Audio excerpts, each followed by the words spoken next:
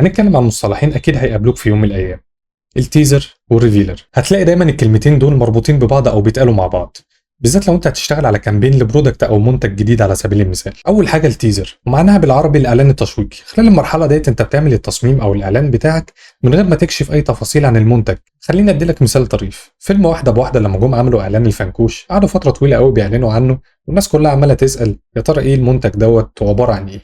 هي دي بالظبط مرحله التيزر. نيجي عند الريفيلر، هي دي المرحله اللي بيتم فيها الكشف عن المنتج اللي انت كنت بتلمح عنه في مرحله التيزر، بس هنا بقى بتتكلم عن التفاصيل والمزايا وكل حاجه متعلقه بالمنتج ده. المرحله دي بتبقى واخده وقت او حجم اكبر بالنسبه للكامبين مقارنه بالتيزر.